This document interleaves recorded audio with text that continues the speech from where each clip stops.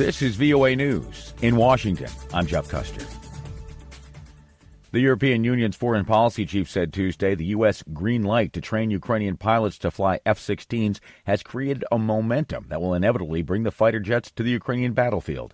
Associated Press correspondent Charles de Ledesma reports. Josep Burrell says it's always the same thing. At the beginning, everybody is reluctant, giving the example of the long debate and initial opposition to the dispatch of advanced Leopard battle tanks to Ukraine. He goes on, and at the end, with the Leopards, with the F-16s, the decision comes to provide this military support because it's absolutely needed. He added that training for Ukrainian pilots had already begun in Poland and some other countries, though authorities in Warsaw could not immediately confirm the news. I'm Charles de Ledesma. Russian officials say its armed forces have wiped out a group of militants that were dispatched to its southern Belgorod region from Ukraine. They claim to have killed 70 of the fighters. Meanwhile, the Reuters news agency reports the fighters claim to have captured Russian military equipment in the region. Media groups were unable to independently verify either of those claims. The Russian authorities continued to claim that the fighters are Ukrainian saboteurs, while Ukraine insists they're disgruntled former Russian soldiers. The head of London-based Mayak intelligence consultancy, Mark Galetti, told the Reuters news agency this incursion is interesting, but not likely a game-changer in the Ukraine war. This is probably more than anything else what in the military terms would be called a shaping operation, preparing the battlefield for the inevitable and probably looming Ukrainian counteroffensive. Instead, this is really a chance to do two things. One is to rattle the Russians, make them worried about the possibility of risings amongst their own people, but secondly, force the Russians to disperse their troops. Galetti says it's likely that Ukraine is correct that the fighters are made up of former Russian volunteers. This is VOA News. The White House and congressional Republicans signaled productive but not definitive results as they work to avert a potential federal default. Associated Press correspondent Jennifer King reports. President Biden called the debt limit session productive, saying default is not really on the table. While there's no agreement on basic issues, the contours of a budget deal seem within reach that might unlock a separate vote to lift the $31 trillion debt ceiling. Negotiators are looking for a compromise over a 2024 budget year cap, with Republicans asking for a 10-year 1% cap on spending growth. McCarthy says they're going to find a baseline that will be less than what we spent this year. According to a person familiar with the talks, the White House offered to hold spending flat at current numbers and a more limited cap until 2025. Jennifer King, Washington. Reports from Sudan's capital, Khartoum, say there have been scattered fighting between warring parties in spite of the 7-day ceasefire brokered by the United States and Saudi Arabia that began late Monday. U.S. Secretary of State Antony Blinken has warned Sudan's rival generals to abide by this latest ceasefire or face possible sanctions. As the ceasefire began, UN Special Envoy for Sudan, Volker Perthes, urged the country's warring generals to honor the truce. He told reporters at UN headquarters in New York, noting that all 6 previous ceasefires in the conflict have been violated, that this time they'll be able to hold violators accountable. It is good that a light monitoring mechanism has been established, which will make it possible to say and, if need be, also say publicly where and when and by whom the ceasefire was violated, if it is violated. Perthes said neither side honored a pledge not to seek a military advantage during the 40 hours leading up to the truce. He urged both sides to stop the fighting so desperately needed humanitarian aid can get to those in need. Guam's governor is urging residents of that island nation to stay home and is warning the island it could take a direct hit from Typhoon Mawar.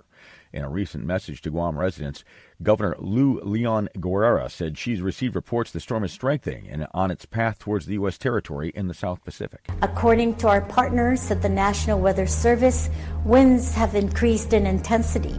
We can now expect sustained winds of 125 miles per hour. Mawar is bordering a Category 4 typhoon with winds up to 150 miles per hour.